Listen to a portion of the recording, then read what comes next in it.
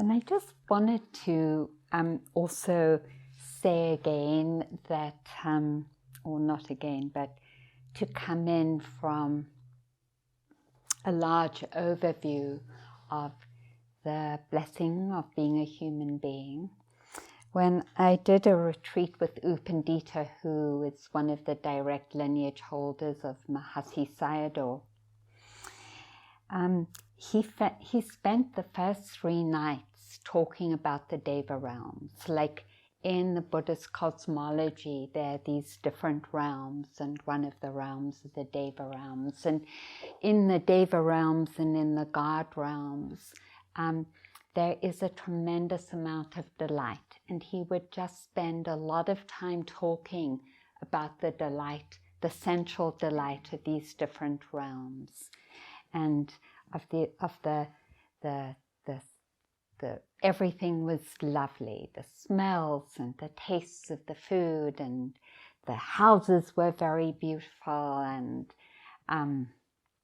there was just no suffering, and that the access to these realms was through concentration, was through a lot of concentration and or jhana, and so many people, or consciousness in death moves to the Deva realms, and some Devas reside there for thousands of years. And eventually, though, they have to come back to the earth, because in the Deva realm, in this realm of incredible sensual delight, there isn't the conditions to actually awaken. And so all the Devas eventually come back. And in the God realms, the Brahma realms, come back to being a human being, because being a human being has exactly the right balance of the beautiful qualities and the capacity to grow them, and then also the challenges and difficulties of that.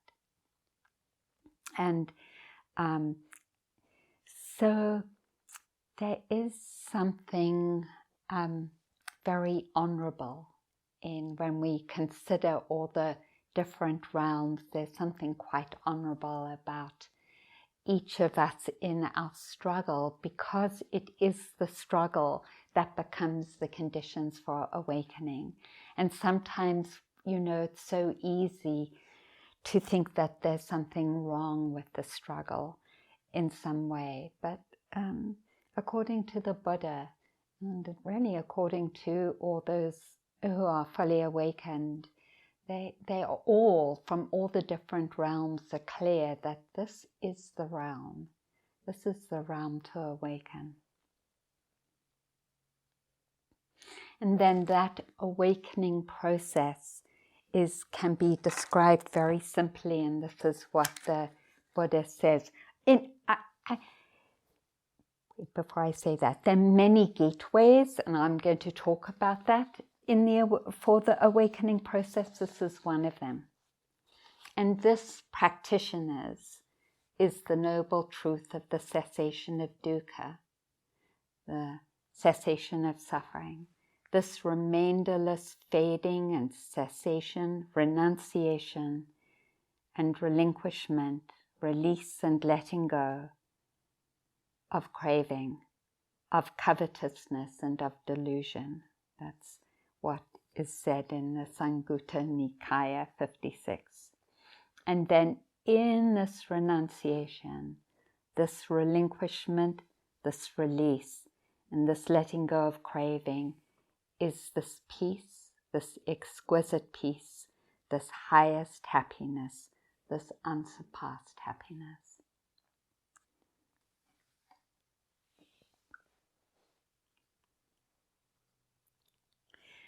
So in this practice of renunciation, there are these 3 particular gateways, and they are named in the second of the Eightfold Path, which is right thought or right intention. So for those of us who are a little newer to the Dharma, the freedom and the ending of suffering the Buddha discovered, he then enunciated a path for attaining that for all human beings, and that path was the Eightfold Path. So he acknowledged the truth that there is suffering, and this great, we could say, difficulty, despair, challenge that comes with the conditions of being a human being. And then in looking at what is particular, not in our difficulties, but particular in how we relate to our life, that we can change. And he said it was in the dynamic of clinging, ownership, holding on, attaching, greed, wanting, desiring, and its opposite, aversion, pushing away, not wanting, fear, anger, depression, anxiety. And then the third was in our confusion or delusion and ignorance, the clouding up and not discerning of things. In these energies comes suffering, the kind of not difficulty of the constituency of life, but the difficulty that comes from not relating to our experiences in a way that actually brings happiness and ease. So he named this challenge of suffering as the first noble truth, and then said in the second noble truth, it is these energies of craving, of confusion, of anger and aversion that are the cause of our suffering. And so in the second part of the Eightfold Path of this is the way to release from the suffering is right intention, or right view, or right thought. And the first of right intention or right thought is renunciation, to renounce these energies of clinging, of wanting things to be different than they are, of moving into spaces of confusion in the ways that we might sometimes do through fantasy or dream world, or turning away from our experience.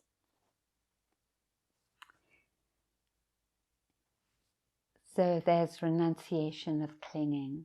Then there is turning towards loving kindness as the second right thought or right intention. And then the third is committing to non-harming. So these three intentions or thoughts that we can intentionally orient towards and call into being are the three antidotes to the places where we're in suffering.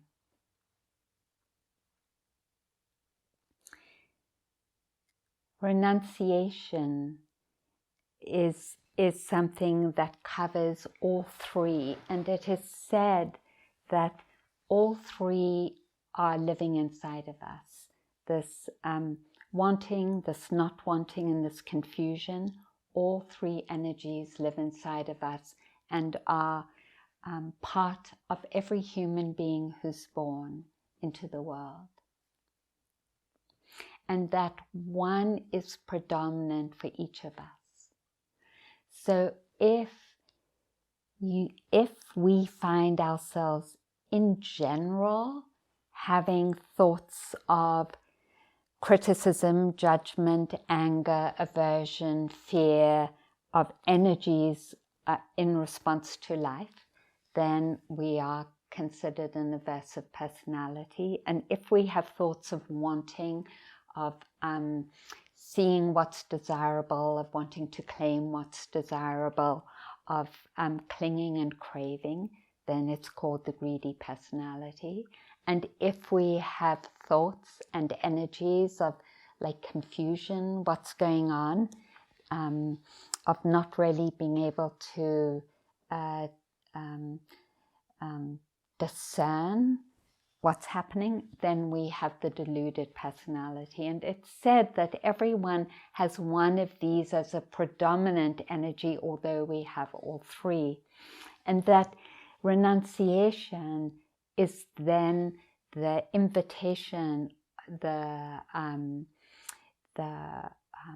energy we can call up, this letting go, this willingness to relinquish according to what is predominant in our personality.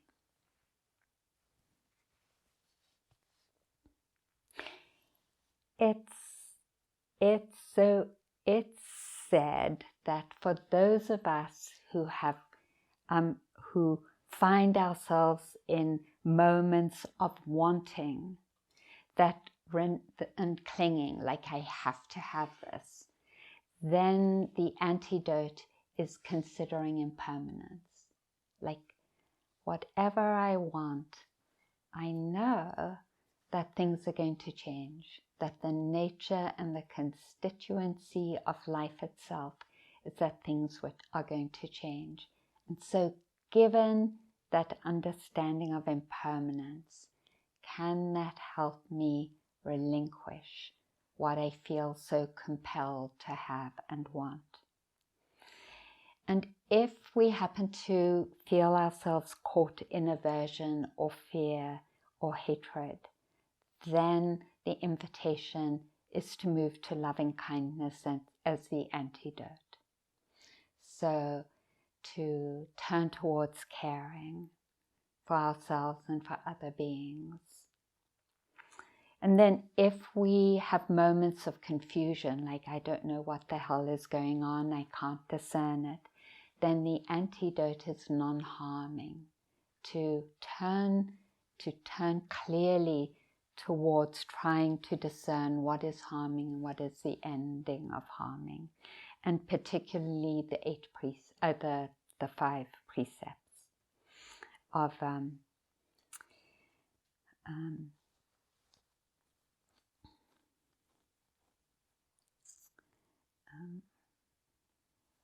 not taking life, not stealing or taking what is not offered, of not harming in our sexual expression, of not speaking in ways that bring harm, and of not taking into our bodies things that move us out of balance or out of connection.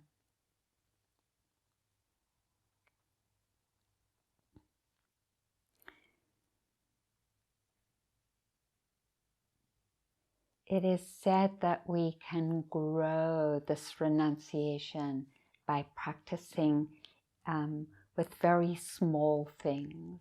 It doesn't have to be that we have to immediately go to the very big things, but that we can begin this practice of letting go of the obstructions to this freedom of being, this what the Buddha calls this highest peace, by really contemplate what are the small beginnings that I can start with, where can I relinquish, and so again for when it's our attachment to wanting to have certain things, to wanting to have certain states, to wanting to have certain conditions, certain experiences in our meditation, what are the small things that we can begin to let go of? And not as some kind of punishment, but more, can I remember that inside of me is the capacity to come to the highest peace, to live life in a way in which it flows through me unobstructed, to live life in a way in which I feel deeply connected to myself and connected to others. And when I think of, this kind of openness, one of the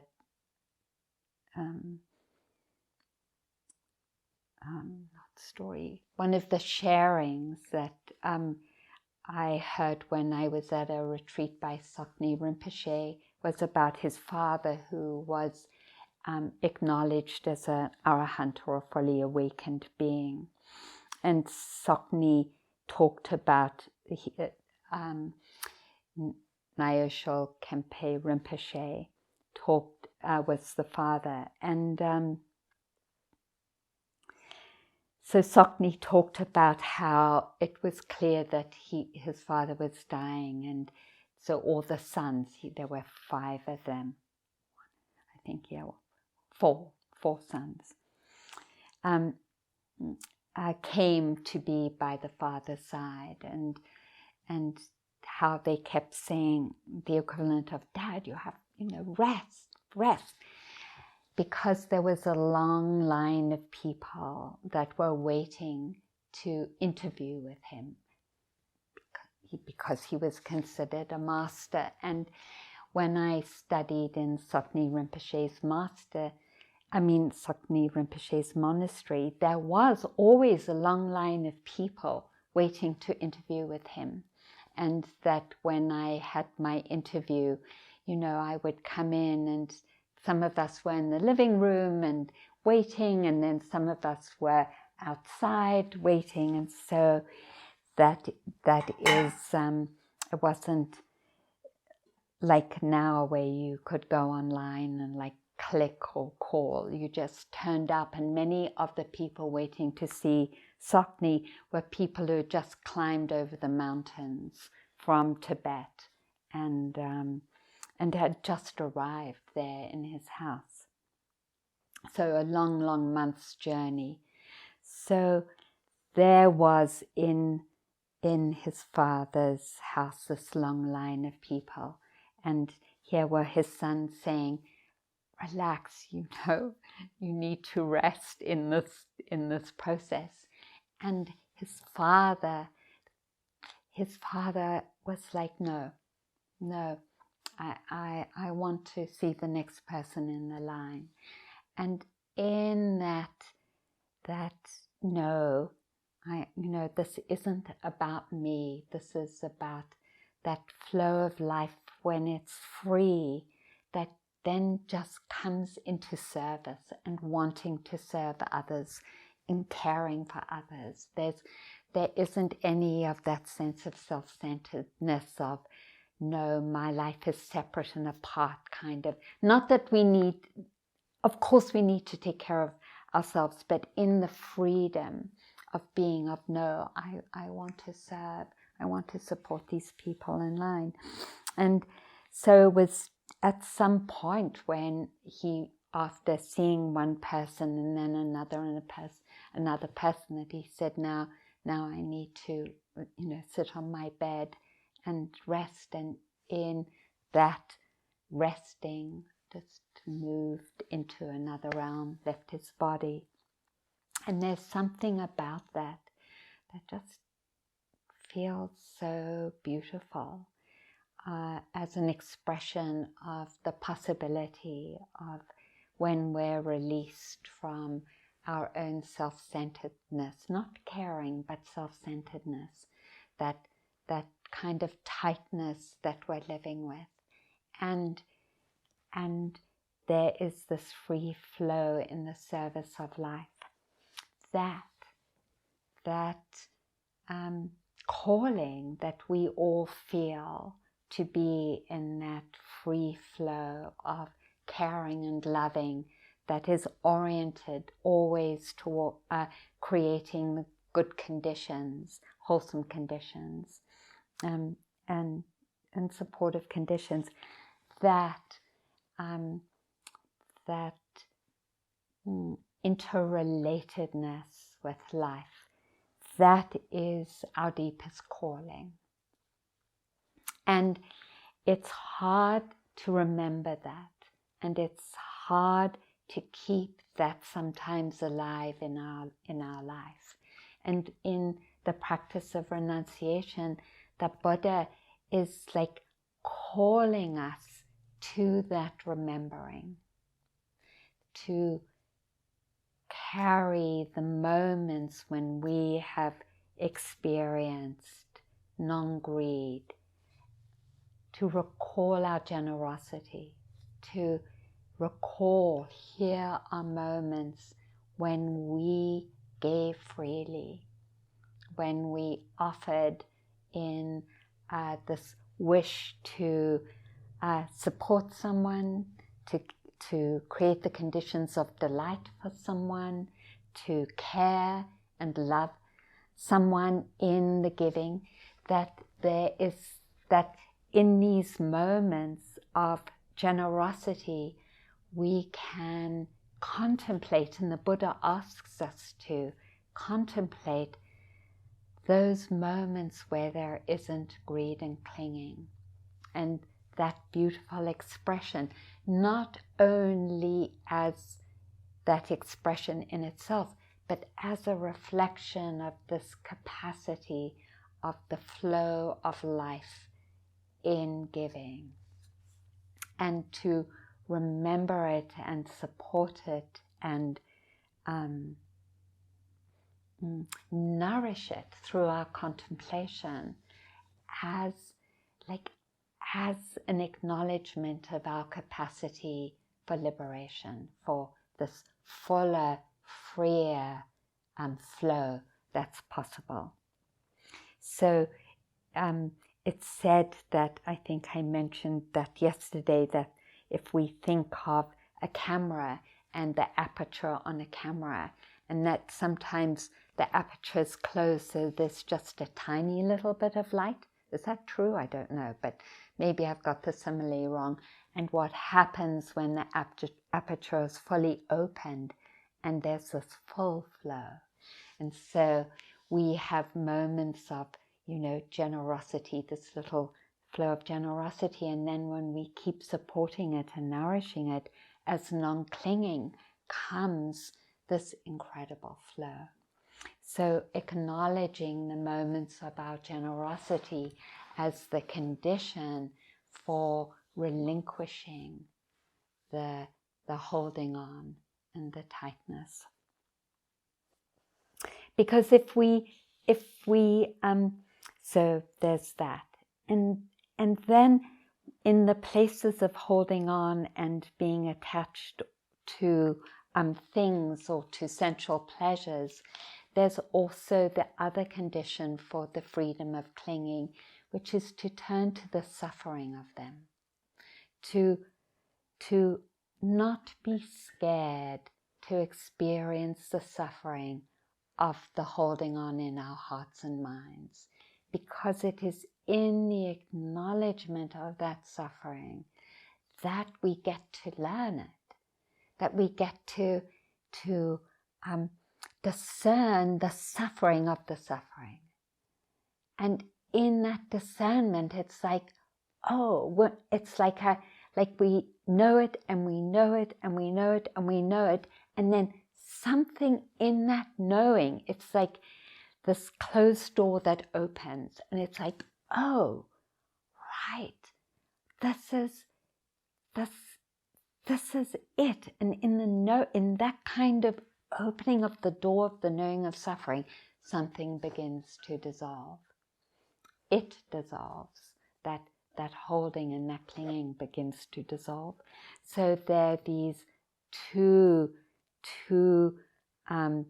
gateways into relinquishment. Turning towards our generosity, supporting our generosity, and then turning towards the opposite. Like, I've been doing that recently with my books. I have maybe not a lot of books. Am I still on? Did it just crash? Oh, there. So like I just, it is delightful for me to look at my books, to remember, oh yeah, I love this book for this reason, and I love that book for that reason, and then I just sort of notice this clinging around it, like, yeah, I don't want to let any one of these books go, and so I have in my own mind like wanted and am starting the practice of, okay, every month, which books are you going to let go of and take to the library? Not because they haven't been wonderful, but just because I can feel the holding and the attachment and having them. Maybe like something about, yeah, I want to hold on to that experience of whatever it was that I experienced reading the book. So then beginning with small things, giving where we can, and relinquishing where we can, and then being willing to honor the process of relinquishment through being willing to really feel our clinging.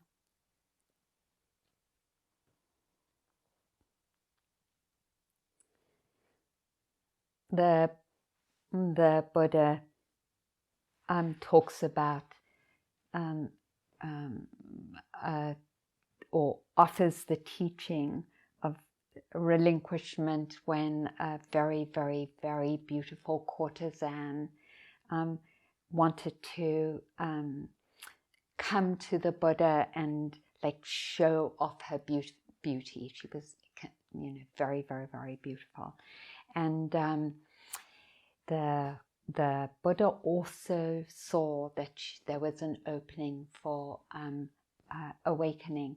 And so with his psychic powers, he showed an image of herself as she was now, and then slowly showed that image beginning to age until it said that her breasts became droopy, her hair was grey and ratty, and her skin was all wrinkled like a bird, and she actually writes a poem of her own awakening. And it said that in this thing that she was most attached to in her life, which was her beauty, she got to discern that it was going to leave her, and that there was actually nothing to hold on to. And so the one of the great supports for renunciation is considering our death. And I don't know about you, but it's just been such a great friend to me, the contemplation that I'm going to die and I don't know when. Maybe it's going to be much sooner than later. And what am I going to take when I die? Certainly not all my books. So maybe I can take a heart that's a little freer through this practice of relinquishment and considering impermanence and that we're all going to die and we don't know when. And that's, as we get older, that's really true, because there are now many students I know, some of whom I've sat with in their dying process, who were younger than me and who have died. And so considering our death and impermanence as a support for letting go.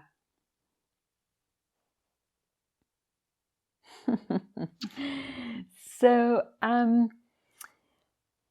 that's the first of the invitations, and then the second is a theme that I and we have connected with over and over again, which is the theme of loving where there isn't love,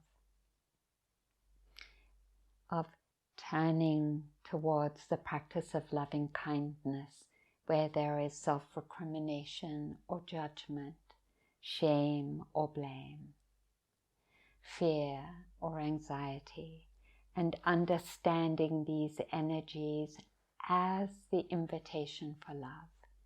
That is why they're there, is because there isn't love there. So the second practice of loving kindness, of remembering over and over again that we're always deserving of love. No matter what is felt or said or done, we are always deserving of love and forgiveness. And that's been such a major theme for me in my own life, and a theme, therefore, particularly in our teachings, is to care and to love. And that really is the bridge for the third practice around not breaking the precepts or not harming, because one of the things that becomes clear in turning towards our suffering is that we discern where we're hurting ourselves. That suffering is the energy, it's not the pain that comes from cutting ourselves when the knife slips when we're chopping vegetables, or the discomfort of being sick, or the tearing of the fabric of our being through the violence we've experienced. I'm not talking about that. I'm talking about how the mind will turn against ourselves when those things happen. That harming is the suffering the Buddha is talking about. And that harming, when we turn to our suffering and notice it over and over again, we get to discern, oh my God, I'm harming myself, I'm hurting myself. And it seems that the nature of this knowing is that we have to know it over and over again, for that recognition to drop in and say, okay, in a very deep way, I don't want to keep doing that. So that first precept of not harming life, that's such a deep invitation for us to notice when we're hurting ourselves, and to notice it and to notice it. And the shame and the blame that takes place is the defense against noticing, in a way, that when we blame ourselves or judge ourselves or shame ourselves, when we're harming ourselves, that those energies actually stop us from turning towards it and learning and saying and getting it, like rocking it. Oh my God, I'm hurting myself. And that's so, I'm trying not to move around. That's so clear, because when we turn towards the world and we see how much harming takes place, how is it that, that harming is happening and there isn't the capacity to discern it? And so it's hard then. We're acknowledging to discern when we're harming ourselves. And it takes this willingness to turn over and over again to where we are defended and shut down, where we're blaming and shaming, and to know it as suffering, to know that as suffering, to not just conceptually know it, but to directly know it through our awareness and being willing to feel it. And that's what, and I know this is what I say over and over again, that's what U Tejaniya said when he was interviewing with the teachers, and he was talking to one of the teachers and said, don't be scared of suffering, because it's in our willingness to that comes the ending of it, of knowing it, of seeing it, and in that deep knowing, it, with our presence and our love, it becomes clear. Then in that clarity, it begins to dissolve. But we have to keep doing it, and that's how it is. We have to keep going over it and over it and over it, and then it becomes clear.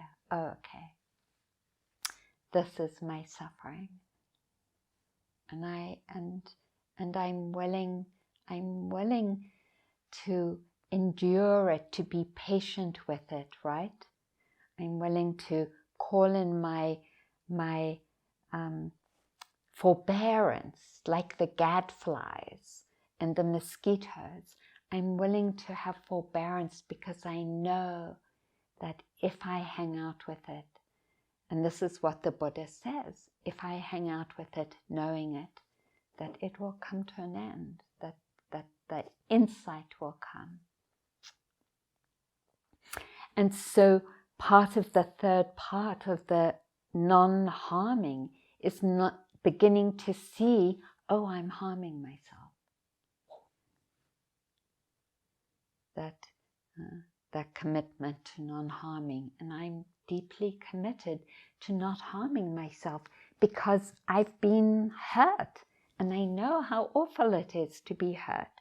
And so I don't want to continue that harming that has happened through my own, through this generation, this culture of harming. I don't want to continue that tradition. So I'm willing to suffer, to end it. So maybe that's enough, because we're coming close to the ending of our day together. And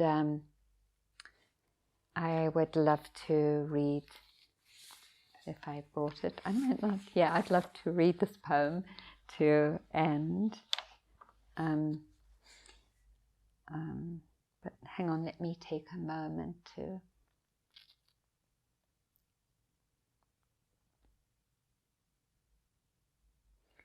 call in this capacity we have to relinquish, to let go,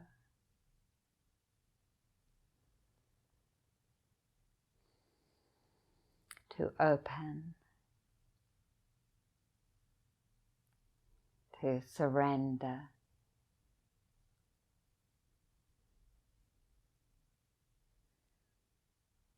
our clinging, our aversion, our wanting, our fear, our confusion.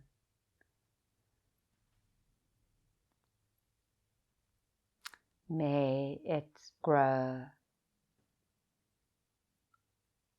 May it strengthen and guide us in our life.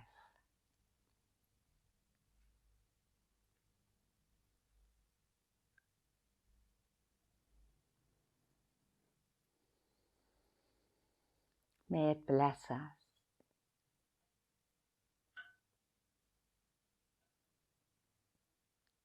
May it become our friend, pointing us towards the path.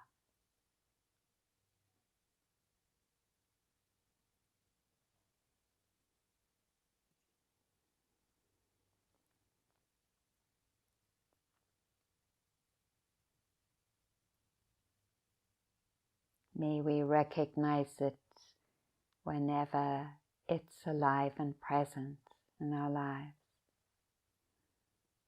through our generosity, through our love, and through our non-harming.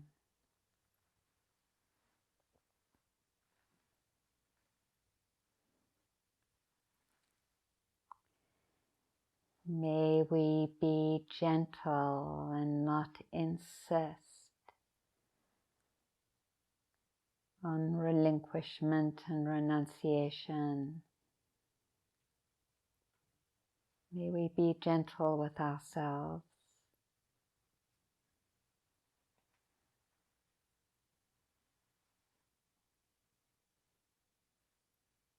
Trusting in our own unfolding around it. May we have faith in that.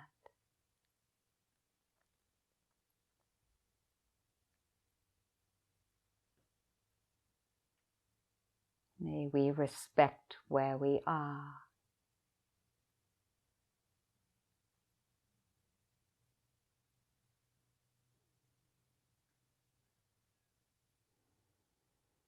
Trust our own unfolding in letting go.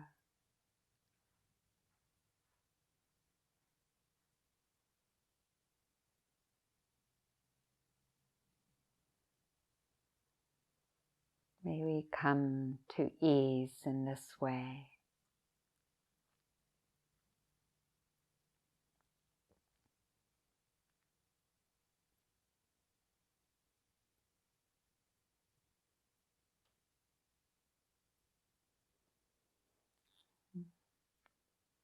To a happiness even in the places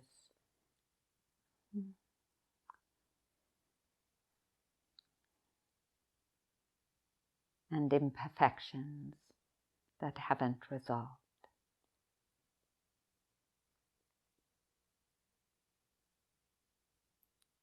May we be at ease in our suffering.